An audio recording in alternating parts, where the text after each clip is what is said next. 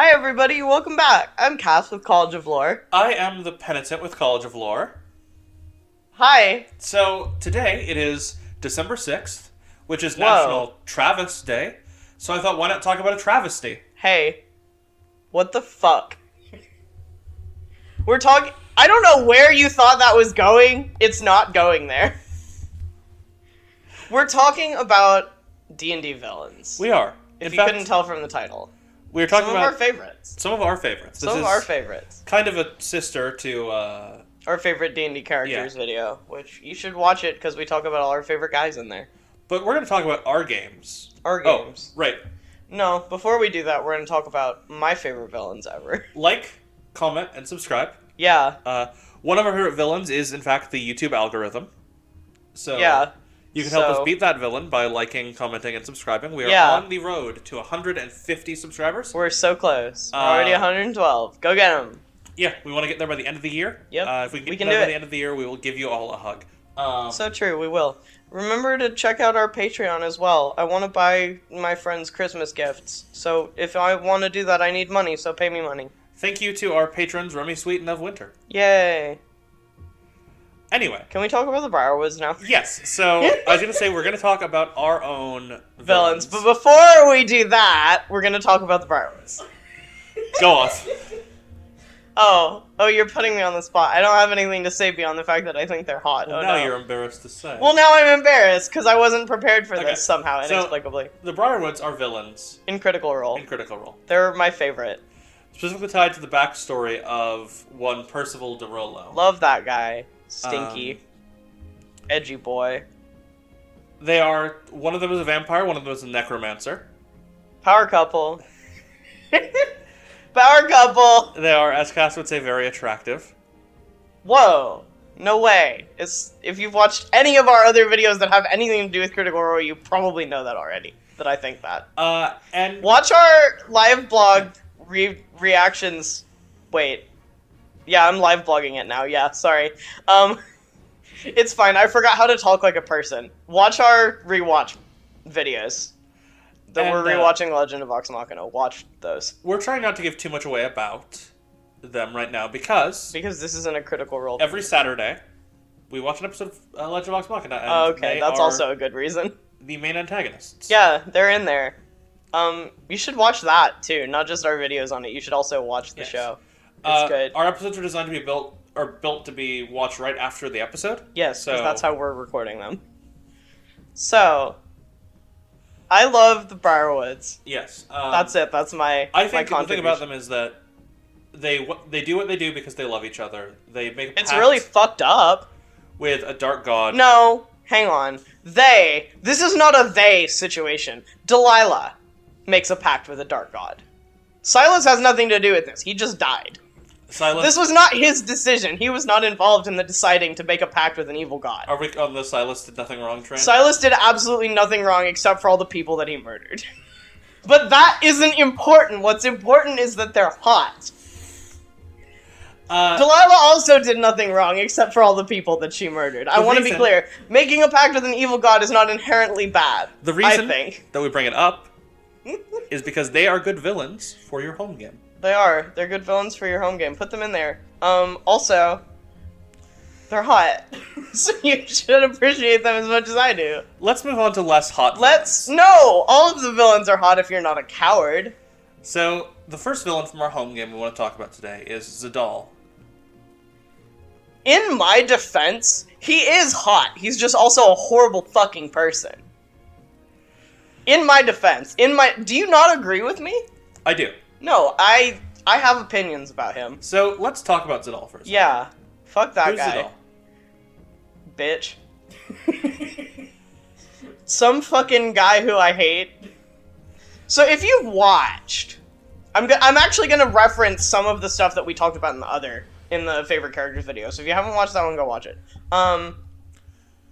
Zadal is a villain, not the main villain, but for many arcs of the story, a main villain. In the game where some of the characters that we talked about in that video, including but not limited to Ayuse, he's a bitch and he's mean to her and I don't like him. So That's it. That's what I have to say. He's a little bitch. He is a former male drow slave. Yep. At a temple to Lolth, who was liberated by one of the more by Ayuse's boyfriend. Yeah. By Ayuse's boyfriend. Which is how this all connects to itself. And joined his revolutionary group. Yes. Who I love. They're awesome. And then, at some point prior to the start of canon, orchestrated a violent coup.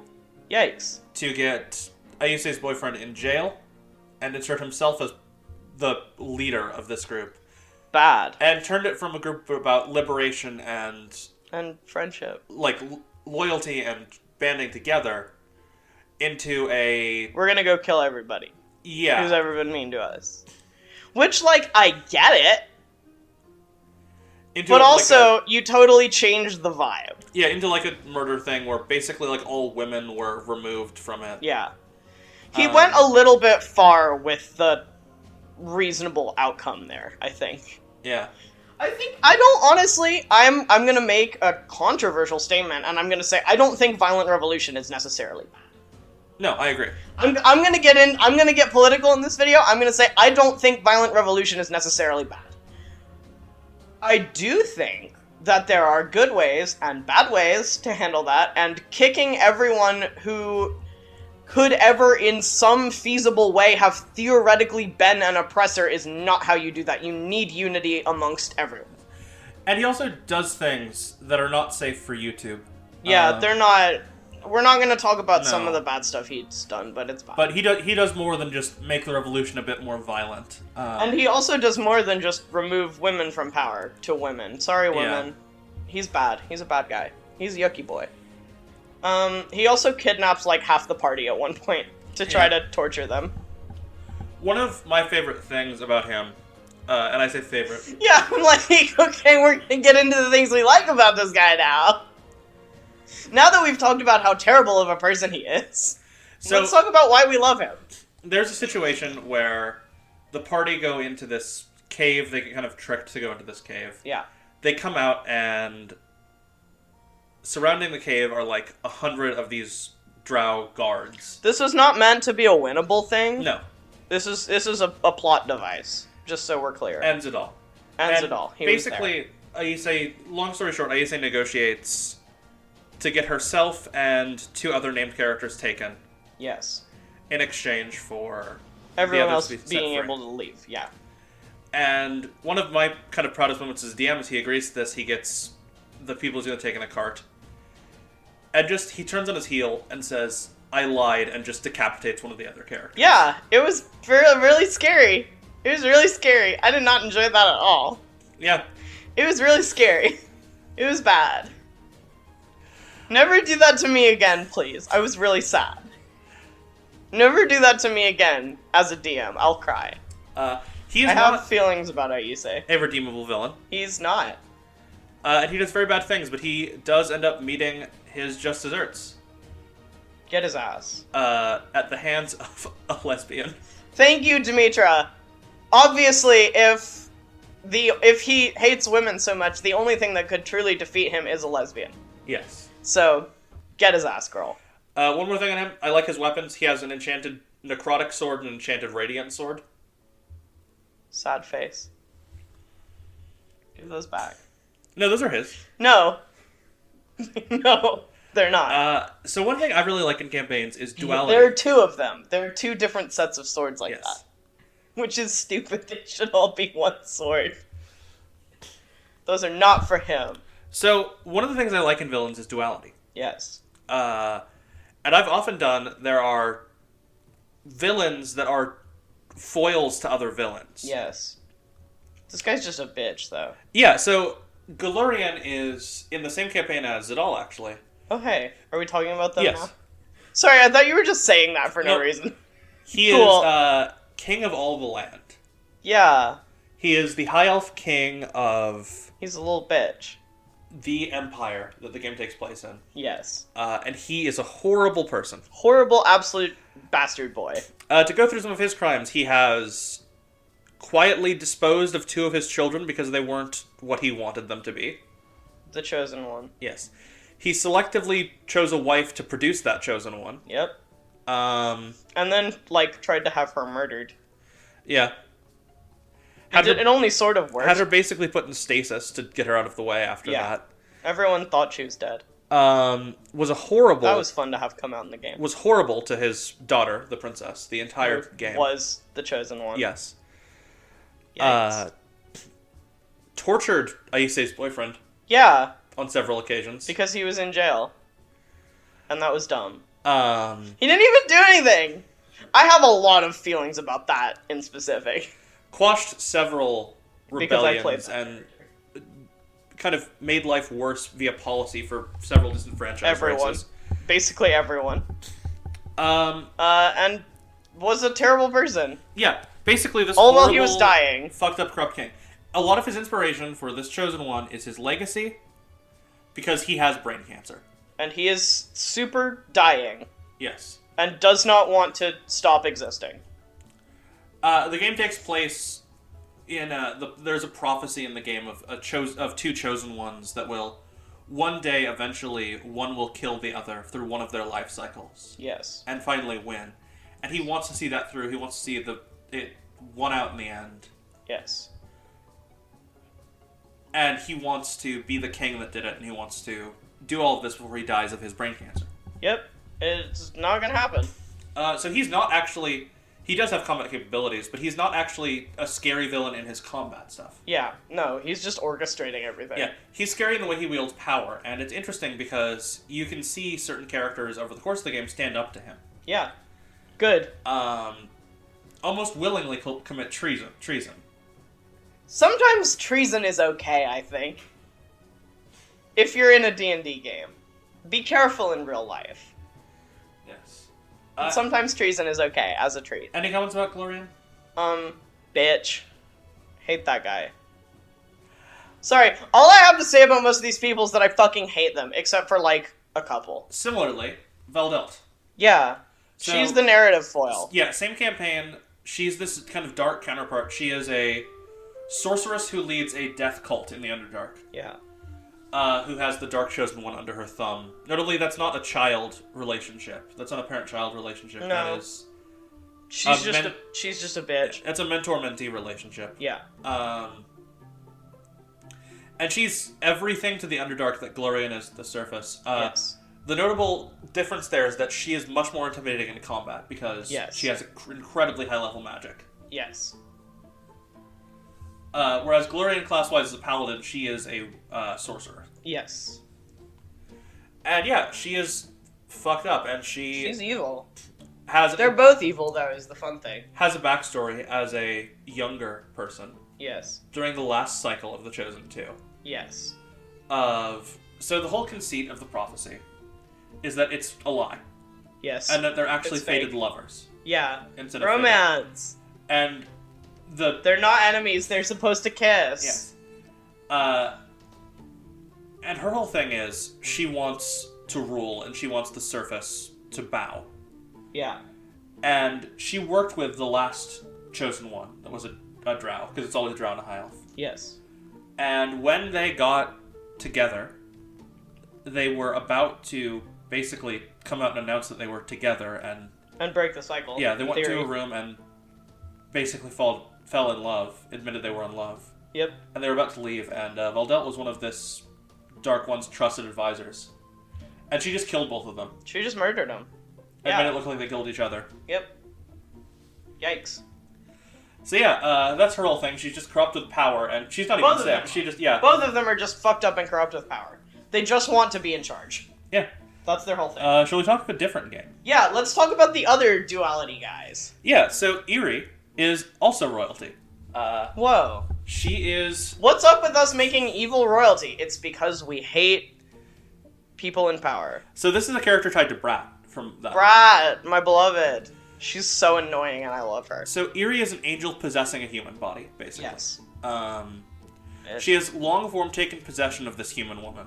Yes. For a while. For like a couple decades at this point. Who married the heaviest quotation marks possible king. Queen. Of the land. Trans rights. Yes. Closeted trans woman. Trans rights! Brat said trans rights. Everyone in all of our games, well, not everyone. Most people in our games, except the bad guys, say trans rights.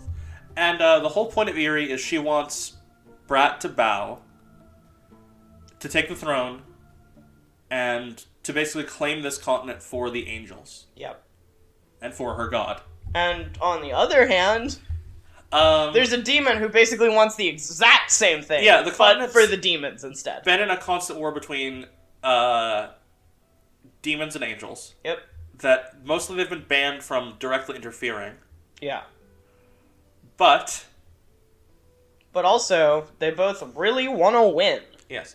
They can basically take this entire continent if they can take the throne properly. Yes. Which is why Naranjaya, the demon, this, like, demon hell queen, basically. Also had a kid with the queen. Via heavy seduction magic. Yikes.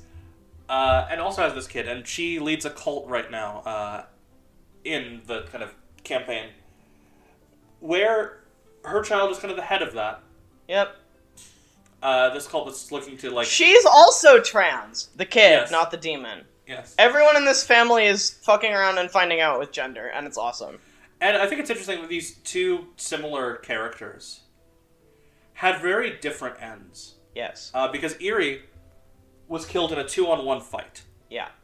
2-on-1 fight where she killed... Or 3-on-1 where she killed everyone involved. Yeah. Basically killed the queen's actual lover. Yay, romance. And a co-conspirator all at the same time. And the only reason that she died there is because the queen's actual lover has some sort of, like, last stand ability as part of the class. Yes. And crit on the final hit there. Which was so cool. And then just drop dead. Yeah. And I'm sad about it. But Naranjaya, on the other hand, was basically in, like, a 23-on-1 crazy combat. Man, that was a fight.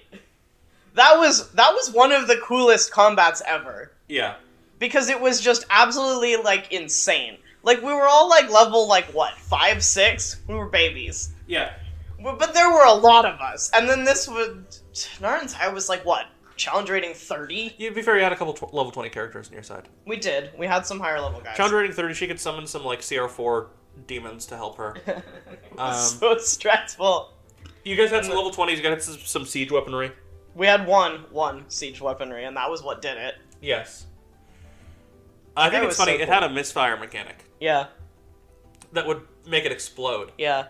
And it did on the last shot. It did explode. But also, we killed her, so it was fine. And I like the demon to that guy. Angel concept. Just this duality where they're, like, both gunning for the throne, but both doing the exact same thing to do it. And they're evil. Yeah. Sometimes, just because you're an angel does not mean you're a good person. No.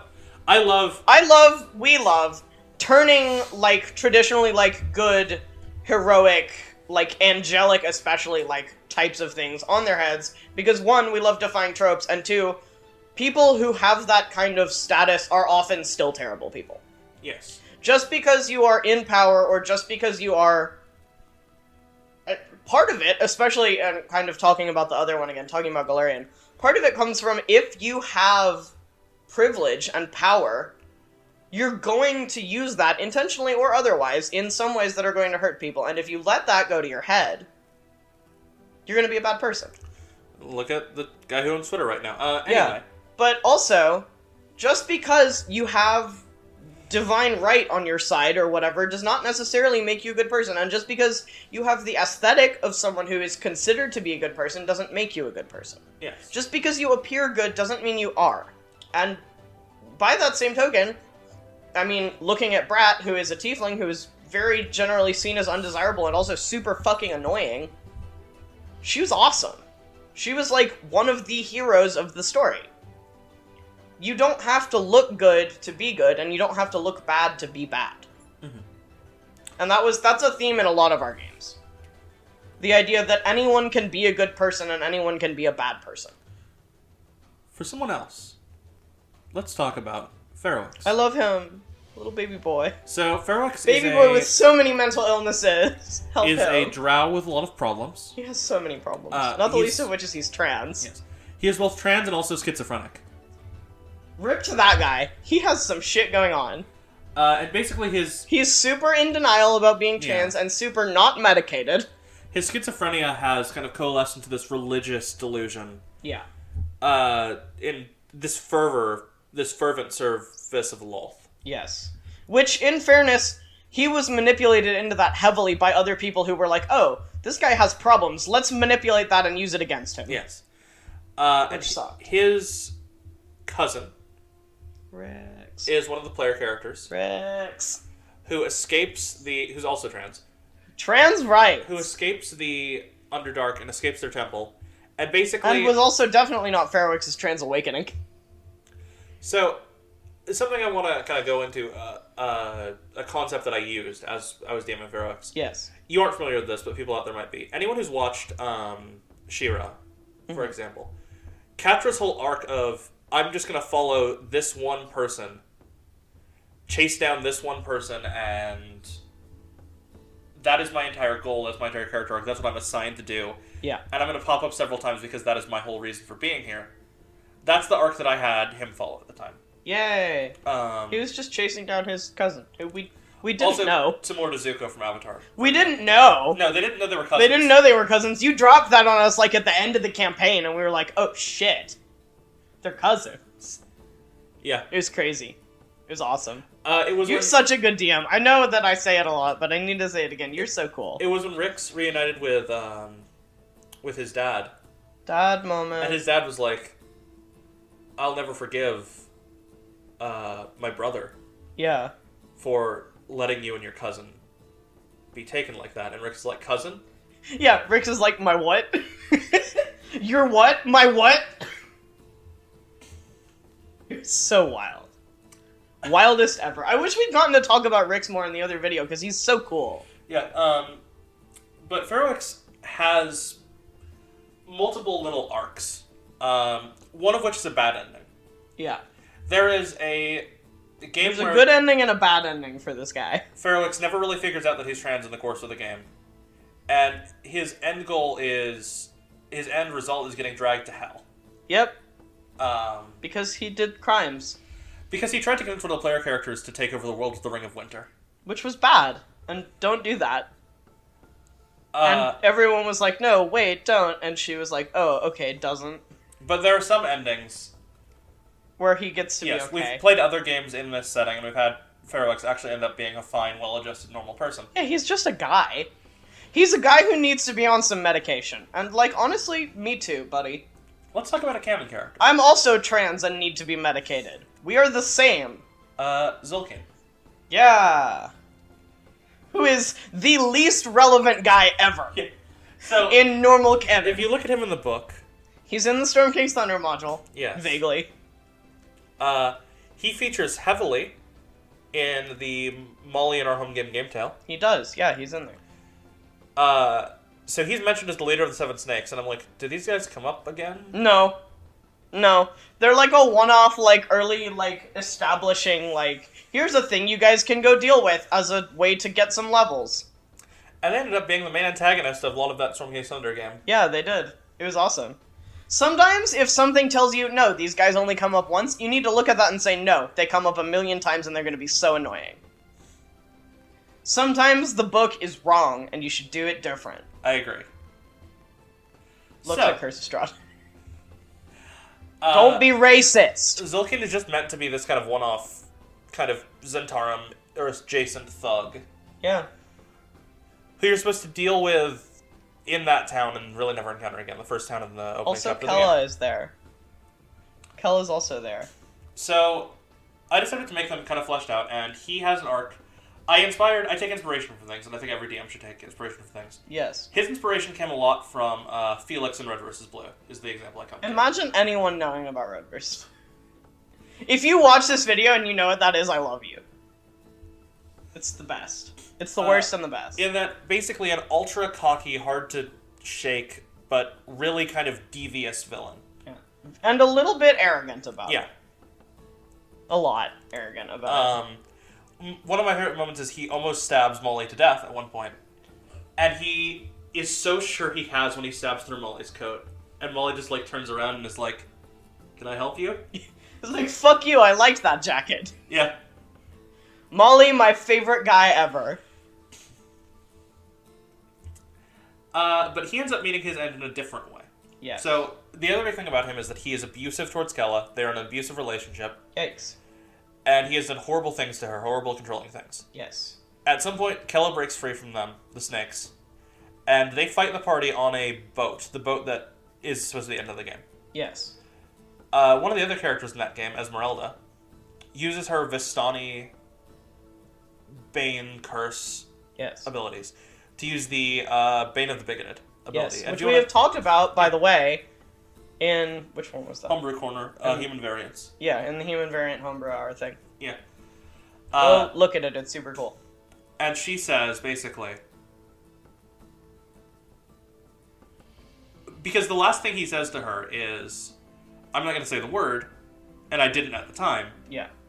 But, essentially, she stabs him, and he calls her a G-slur bitch. Yeah. And if you don't know what the word is, don't worry about it. Don't worry about it, it's fine. It's a derogatory term for Romany people. Yes. And then she uses her next action to Bane of the Bigoted and basically turn him into a Vistani woman. And it's awesome. Yeah. And he sort of gets better about it after that. So what happens is there's another person in this faction who ends up getting in a relationship with her. And ends up being more abusive than he was towards Kella. So it's kind of like a cycle of like, oh, okay, here you go. Learn your lesson, bitch. And boy, did she ever learn her lesson and then stick that way. Yeah, and then she was like, yeah, okay, this is fine, actually. Yeah. Now I feel bad about it, so I'm gonna chill.